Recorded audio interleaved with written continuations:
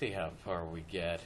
I really like this area. I was, even though I didn't finish my dissertation, I was working on the Scottish reaction to Locke, Berkeley, and Hume, and especially David Hume's skepticism. There was a contemporary to David Hume, Thomas Reid, who argued against Hume's skepticism and was very influential in American philosophy in the 19th century. But I've been over there twice presenting papers and commenting on them in various conferences. Again, if the rationalist view seems a little unusual to you, it's because you and I have grown up being conditioned to think like an empiricist. Most of our, probably all of our science classes presuppose empiricism, whether they told you that or not. That the knowledge we have comes via our senses, or our senses aided by equipment. Kind of an amazing thing that the European Space Agency did in the past couple of days, landing a probe on a comet, you know. But again, how do we find out what comets are made of and how they behave? Well, we actually go out there and we try to look, you know. Pure reason isn't going to give us the answer apart from experience. So empiricism then is the philosophy that says that all of our knowledge is based on what the senses tell us, based on experience. And if it really means all of our knowledge, then it means that we don't have any innate knowledge from birth. The rationalists are wrong in thinking that we have innate knowledge. Now, we saw that Plato and Socrates thought we had innate knowledge because we were reincarnated in this body and were remembering things we learned in a previous life. Now,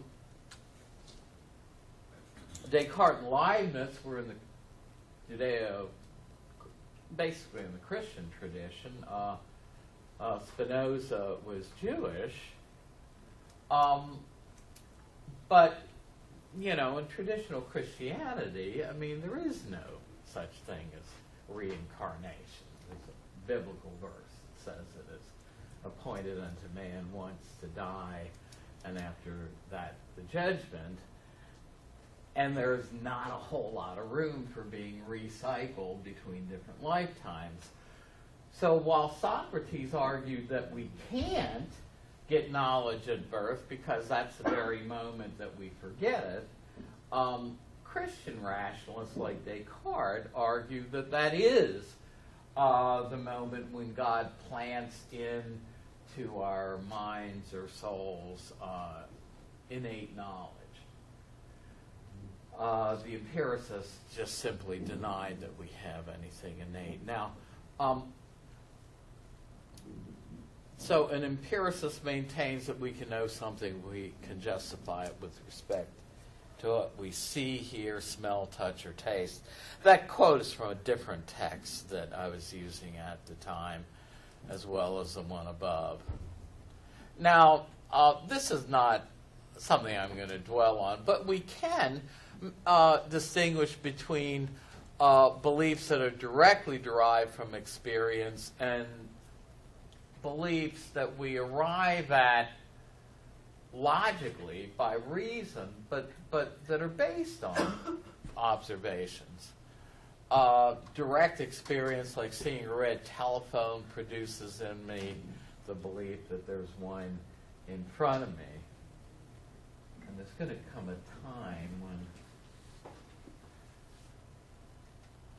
I show a slide like this and around long enough, and students are going to say, well, where's the telephone? I don't see a telephone. The old guided telephone is kind of going the way of the 8-track tape. So my seeing a telephone is what justifies my belief that there's one in front of me. But no, none of us has seen a brontosaurus or a dinosaur, but we can have inferential beliefs that are based on things like fossils and footprints. So beliefs that are not about what is directly observable, but what we can infer, right? So we can infer from things like dinosaur footprints and from fossilized bones that they once walked the earth. And empiricism is a very attractive theory of knowledge because it seems very conducive to how knowledge is gotten in the physical sciences. Beliefs based on empirical evidence seem reliable and objective for everyday life and for the sciences. But we saw with Descartes that these beliefs can be questioned. And so empiricists struggled a lot with problems in knowledge. Epistemology is the theory or the study of knowledge. It's a branch of philosophy. And Richard Rorty, the 20th century philosopher who was at Virginia when I was there, calls this period of philosophy as epistemology. In other words, when Descartes put us in the center, put us in the egocentric predicament, and said what the mind is directly acquainted with is not things in the external world, but its own inner mental life, he made problems of knowledge central to philosophy. Because the problem then becomes, well, if what I first experience is not something out there in the external world, but my own inner experiences, well, how do I know that those are reliable, that they relate to a world beyond me? And so the empiricists really struggled a lot with problems of perception. And as I said, they rejected the rationalist claim that we have any knowledge at birth. There are no innate ideas. Locke's famous book on epistemology is the essay concerning human understanding. And it's divided into, I think 4 books. It's been a while since I was reading a lot of it. But the first one, which we're not going to discuss, the whole of the book is an attack on the rationalist theory of innate ideas. So Locke rejects it. And he didn't just speculate, he tried to argue against innate knowledge in various ways. But we're just going to go to Locke's own belief, which is that the mind is like this a blank slate, a blank tablet, a tabula rasa at birth. And what puts information on the tablet is basically experience. I used to use a computer analogy, right? You buy a computer at the computer store. It's got all kinds of neat programs already on it, and an operating system and what have you. Usually it has too much on it because there are a lot of demo programs. The first thing you need to do is take them off. But so that kind of illustrates the rationalist view of how we come into the world, that our mind is like a computer that already has some information on it, but maybe we need, like Socrates said, some input, some questioning and all to bring that knowledge to the surface. Whereas, if you, say you had a virus or something and you wanted to reformat the hard drive and wipe it clean and start from scratch, well, a hard drive that's wiped clean of information is more or less how Locke views our minds at birth, that there is no knowledge there. And it's everything we put into our minds by our experiences after birth that gives us knowledge. Now, I'm not going to dwell on this a lot, but one of the things that Descartes argued is that he's got to have some innate ideas. Socrates argued this long ago. I think I mentioned that these are very close. They're not. Suppose these were two brand new pieces of chalk, which they're not. But if these were right out of the box, we'd say, well, they come out of the box and they're equal in length, right? But I think we mentioned this before. But you and I know if they're not perfectly equal in length, right? If we could measure them with a sensitive enough instrument, we know that one is just slightly longer than the other, even right out of the box, unused. You know, the equipment is not that sensitive; it's going to cut it exactly length. But Socrates in Phaedo says, how is it that you can make a judgment like two things are equal in length but not perfectly equal in length unless you know already what perfect equality is? But then Socrates would go on to argue, but wait a second, no two lines or pieces of chalk or anything else are perfectly equal in this world, only in the world of the forms. So how did you acquire a concept like perfect equality? Well, your mind must have acquired it before birth. You know, when you experience the form of perfect equality. Well, I mean, if you fast forward a little bit, Descartes argues, he's got another argument for God that I'm not going to ask any questions about it, but it's similar to the argument from first cause. But Descartes looks at his innate idea of God and he says, this is perfect. This is a perfect idea, right? God is all-powerful, all-knowing, morally perfect, just. And Descartes says, now, how did I come by this idea of God? And he says, well, either it came from nothing, but he says you can't get something from nothing. That's a principle he proposes. Everything has to have a cause. So there must have been some cause of the idea. It didn't just get in me from nothing.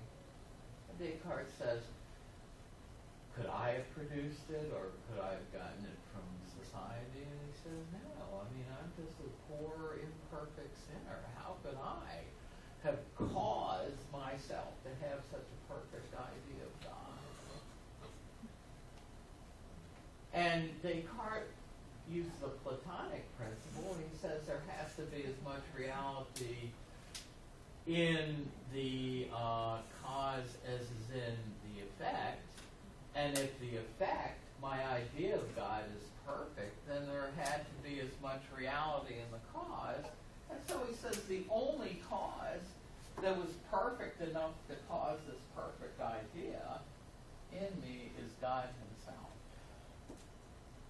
Now, Locke was in a Christian tradition, but he basically rejects stuff like that. He says, no, I mean, we can... basically, the empiricists provide an alternative story about how we can get some of these ideas that seem to not come or depend on experience, like our ideas of perfection that Socrates thought had to be innate, or ideas like infinity, or our idea of God. Now, this is weird. In old version of PowerPoint, this was right side up. And then every later version inverts this graphic. And there's something deep in the code of the software that is different. But I've just kind of kept it there. It's not worth worried about. But you know, I mean, if we could talk about something, and here I use a computer, but I mean, if you think about a perfect flower, right? Take a flower with some imperfections. Maybe it's got a few spots here and there, misshapen leaf. Take away the imperfections and think of and the idea is you can build yourself a concept of a perfect flower. Well, the empiricists argued that we don't have to experience directly something that's perfect in order to form an idea of perfection, but we just eliminate imperfections and we can kind of logically form that. So do you see where they're going with this? In other words, they're saying Socrates was wrong. We can talk about an idea of perfection without that idea having to be innate and without experiencing directly something that's perfect. I mean, if I filled in every gap in my computer knowledge, I could have perfect knowledge. Or take something like infinity. He says, well, we know what limited space is, so we just extrapolate that idea out, and we can get an idea of infinite space. You know, and our idea of God, Locke thinks that it does not have to be innate, like Descartes said, but rather we can take finite concepts like finite existence and then extrapolate that to the nth degree and talk about necessary existence. We can take a concept like limited duration in time and extrapolate that out to eternal existence. We can talk about limited knowledge and then talk about unlimited knowledge, omniscient. God is all-knowing. Limited power, then extrapolate that out to omnipotence. Limited wisdom, infinite wisdom. So, in other words, Locke and the other empiricists tried to argue that some of these concepts that the rationalists argue can only be innate, can really be formed and thought up by us by just kind of logically extending what we do experience to, you know, the nth degree, what we don't experience. So they give us an alternative story of how we can have some of the concepts that the rationalists argued were innate. Well, this is where I'm going to stop it, because this is a good place to stop it. The whole key to understanding Locke's essay concerning human understanding, what Locke calls the understanding is like the seat of our awareness. That part of us that is self-aware of what's going on around us, that experiences the world. For Locke, the word idea is a technical term. That's the first thing you have to see, that he's got a very narrow technical concept. An idea for Locke is the immediate object of our experience. It's whatever is the object of the understanding, that part of us that's aware of what's going on when a man, meaning human being, when a man thinks. In other words, whatever, or another way he defines it is whatever it is which the mind can be employed about in thinking. So what I like to say about Locke's ideas is they include everything and the kitchen sink. In other words, whatever can be a concept for us, whatever we can experience for Locke is an idea. So, and we'll stop here. An idea can be something abstract, like 2 plus 2 equals 4, but it can also be something we experience through the senses, like the smell of flowers, the sight of a bird. Ideas can also be internal, like a pain in my arm or knee, a feeling of warmth. In other words, whatever we experience for Locke is an idea. But Locke is in the egocentric predicament. What the mind or the understanding experiences immediately is only its own ideas.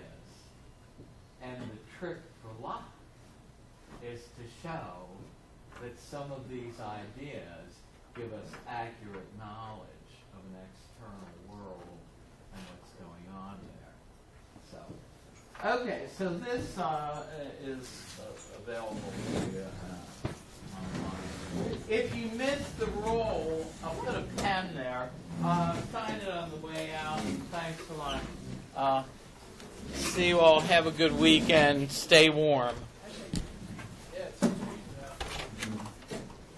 Yeah, Indian summer is over with, I think.